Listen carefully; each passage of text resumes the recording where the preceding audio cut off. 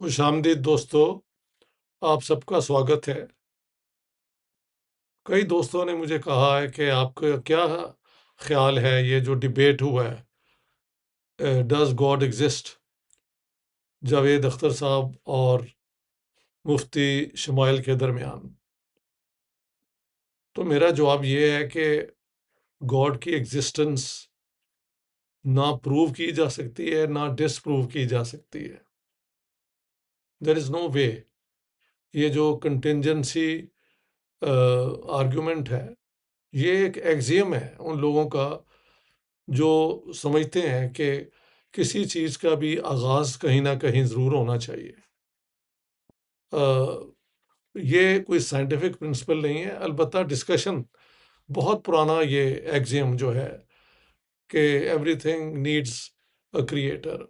तो God needs a creator, that creator needs a creator, and this can go on and on, but what does it solve? Nothing. अलबत्ता debate जिस तरह से हुई, दोनों साइडों ने अपनी-अपनी पोज़ीशन दी और खुशी की बात ये है कि हिंदुस्तान में ये डिबेट हो सकता है, जहाँ पे खुल के आदमी दोनों किस्म का पॉइंट ऑफ व्यू दें। अ, ये एक इंडियन डेमोक्रेसी में अभी तक ये मुमकिन है।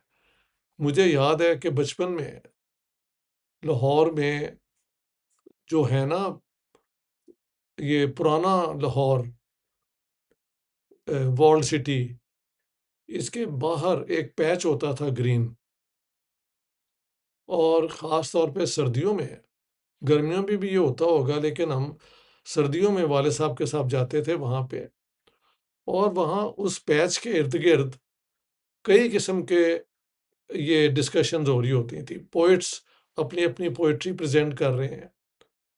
कोई एथिस्ट और कोई बिलीवर अपना-अपना पॉइंट ऑफ व्यू दे रहा है, और सुनने वाले जो हैं वो बड़ा इंटरेस्ट ले रहे हैं इस डिस्कशन में। इसी तरह आगे चलें तो कोई मदारी अपना वो बच्चों के लिए वो अपने कर्तव्य दिखा रहा है। वो होते थे अपना अ, इस किस्म की कई एंटरटेनमेंट्स भी होती थी, लेकिन सीरियस डिस्कशंस भी लाहौर में होती थी।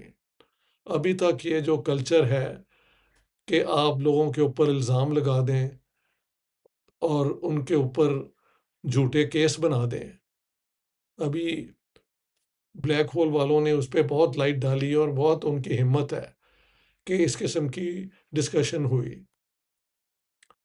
मेरे ख्याल से दुनिया में कहीं भी ब्lasphemy का कानून ही नहीं होना चाहिए। This is against the modern norms of human freedom. आप बिलीव करना चाहते हैं, इसके लिए हम बिल्कुल तैयार हैं और होना भी चाहिए। हमारे अपने ख़ानदान में लोग बिलीवर भी थे, अच्छे भी थे उनमें से लोग, मुझे याद है, और बहुत क्रूकेड लोग भी निकले रिश्तेदारों में, जानने वालों में। तो belief in God doesn't really prepare you to be a better human being, but some people need this belief to find anchor in this world, और वो भी ठीक है, जब तक वो इस एक कमिटमेंट के बाद अपनी ज़िंदगी जो है रिस्पॉन्सिबली लीड करते हैं और किसी को थ्रेटन नहीं करते, किसी को तंग नहीं करते, तो you have a right to believe in whatever you think is the hidden truth about the universe. Scientifically मेरा अक्सर जो इस किस्म की बहस में होता है वो जावेद अख्तर ने ये पॉइंट ऑफ व्यू लिया, लेकिन उसको डेवलप करने का जो आर्गुमेंट थी वो थी कि maybe there is a God who created this world. उसे प्राइम मूवर भी कहते हैं। And then he gave it a kick कि मैंने अकल दे दी है, अब ऑल रिस्पॉन्सिबिलिटी इज योर्स। ठीक है, now that may satisfy a lot of people, fine. लेकिन हमारी जैसे जो पॉइंट ऑफ व्यू ये है कि a God who promises to intervene to set right when wrong is being done, ये तो बार बार हर होली बुक में कहा गया है कि मेरे पास इतनी ताकत है कि मैं सज़ा भी दे सकता हूँ, और मैं जुल्म करने वालों को रोक भी सकता हूँ, बल्कि जंग में हिस्सा भी ले सकता हूँ। इस किस्म की बातें आपको ये होली बुक्स में हर जगह मिल जाएंगी। And people want to believe it, they have a right to believe, simple as that. लेकिन ये मेयार जो हम बनाते हैं कि a non intervening God intellectually is not any more interesting. Such a God may exist in the ultimate sense. ये जो एक्सियम है ना कंटिंजेंसी वाला, अगर इसको ग्रांट भी कर दें तो वो लोग जो चाहते हैं कि जस्टिस अगर दुनिया में नहीं है तो क्रिएटर ही जस्टिस एस्टेब्लिश करे, उनका जो मेयार है वो फिर पूरा नहीं होता, क्योंकि इनजस्टिस हम हर जगह देखते हैं। तो ये कंटिंजेंसी आर्गुमेंट से निकल के जो एक notion of God as an intervening almighty है, उसके ऊपर बहस इंटेलेक्चुअली हो सकती है, और ये एक हद तक जावेद अख्तर ने की भी। I don't know why he got caught up in this contingency argument, as if ये कोई अल्टीमेट प्रिंसिपल है फलसफे का। फलसफे में एक सोच तो है कि हर चीज़ का जो एक ओरिजिन होता है, कॉज एंड इफेक्ट को अगर हम ले आए तो कॉज एंड इफेक्ट साइंटिफिक तरीके से सोचने में there is a material cause and there is a material effect. A non-material creator therefore doesn't fit into that way of reasoning. अगर आप साइंस के एतबार से कॉज और इफेक्ट को देखना चाहें तो कॉज और इफेक्ट दोनों मटेरियल बेस है उसकी। आउटसाइड मटेरियल बेस साइंस नहीं उसमें कोई प्रोवाइड कर सकती, यानी ये मिरेकल्स जो होते हैं, पीरों के जो मिरेकल्स हैं, ये सारी लोग बिलीव करते हैं। And as long as they believe it in a way कि society can go on finding its ways to live in peace, बिल्कुल I think we should accept. Extreme किस्म की कोई भी आप पोजीशन ले लें, वो अल्टीमेटली इस दुनिया की कम्प्लेक्सिटी उसमें फिक्स नहीं होती। इस तरीके से I think Mahatma Gandhi had the right approach on these things, कि वो एक ये अंडरस्टूड कि इंसान जो है इतना कॉम्प्लेक्स है और उसकी इतनी अजीब अजीब किस्म की रिक्वायरमेंट्स हैं कि अगर आप सिर्फ नॉन वायलेंस मसलन बुनियाद बना लें अपनी सपोर्ट की, तो दैट वुड बी इनफ। बाकी हर चीज़ जो है वो उसकी स्कोप, उसकी एक लीवे होना चाहिए।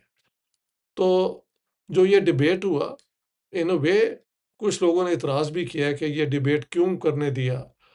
अगर करना था तो जावेद अख्तर की अपना किसी हिंदू गुरु या किसी और के साथ होता, but I don't think that's in itself ठीक है। ये एक पोजीशन है। क्यों ये किया गया, कैसे ये किया गया, after all Javed Akhtar voluntarily agreed, उनकी पहले बात भी हुई थी। तो मुफ्ती शमाइल और obviously is a very learned man, lives in Malaysia from what I know. कुछ उनकी बातों से तो I found them very strange, क्योंकि मुसलमानों में भी बिलीफ यही है कि प्रॉफिट मोहम्मद के डेथ के बाद he as a human being is dead until whatever happens. लेकिन ही बिलीव्स कि वो कब्र के अंदर भी जिंदा है। ये एक बिलीफ है, बरेलवी स्कूल का यही बिलीफ है। तो as long as people believe in these things, they are welcome to do that. There is no way to resolve these through a debate.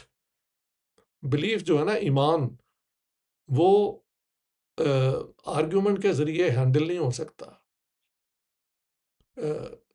Only an open discussion जिसमें आप कोई मेयार बना लें। मसलन अगर हम कहें कि if you say God is an intervening almighty source, and then we look at the facts whether this holds in actual reality, then you can take a position कि ये हुआ है या नहीं हुआ। This can be one way of handling it. लेकिन in an ultimate sense science has can't help to say कि God है या नहीं है। इंटेलेक्चुअली अलबत्ता ये सवाल उठ सकता है कि if there is a God who created everything and who upholds justice, and who punishes those who do wrong. Where is the evidence? और अगर एविडेंस नहीं है तो at least from that point of view जो दूसरी पोजीशन है उसको आप डिस्कार्ड कर सकते हैं। इसी तरह जो समझते हैं कि कंटिंजेंसी वाली आर्ग्यूमेंट अल्टीमेट है, ये एक ऐसा एग्जिम है जो अल्टीमेट ट्रूथ है, तो अगर आप उस लाइन पे आर्ग्यू करेंगे तो वो रिग्रेशन करते जाओ, but what does it lead to? Nothing. तो इन एड इन्फिनिटम में तो कोई बात नहीं ना हो सकती। अलबत्ता डिबेट हुआ, इंटरेस्टिंग था, दोनों तरफ से महज़ब तरीके से बात हुई। बाद में जो ये अब ट्रोलिंग शुरू हो गई है वो तो एक्सपेक्टेड थी, क्योंकि ये टॉपिक ही इतना सेंसिटिव है कि इसके बाद जावेद अख्तर के खिलाफ जो वो होना था एक हेट्रेड की, वो तो होगी। हम सब we all face it simply when we don't enter into के खुदा है ये नहीं है। We are just talking about some practices which we find are morally indefensible. लोगों को पकड़ के ले जाना, हाँ जी, कई सौ लड़कियां, पता लगा कि पाकिस्तान के जेलों में औरतें ये ब्लास्फेमी के केस के अंदर अंदर अंदर हैं। तो अगर हम कहें कि Pakistan is a democracy, the first human right is the right to life, the right to freedom of belief, तो वही पूरा नहीं होता। So there are many ways of handling these questions. Non-intervening, intervening God is one way, which I think is a practical way of looking at things. You may believe that there is a God, the prime mover जिसे कहते हैं, और वो आप वहाँ पे contingency argument भी ले आए। I think it can be sustained for a long time. I mean, infinitively. You can keep on arguing, but what does it lead to? It doesn't lead to a final conclusion because it is based on belief. There is no way of proving or disproving it. Anyhow, ये debate हुआ, interesting था, और इसमें कोई शक नहीं कि Mufti Shumail is in his own way a very learned, well prepared Islamic scholar, उसमें कोई शक नहीं। जब तक ये जबर और वो क्या कहते हैं वायलेंस की तरफ इन आर्गुमेंट से बात या कंक्लूजन नहीं निकालते, we should all be happy to listen to this debates.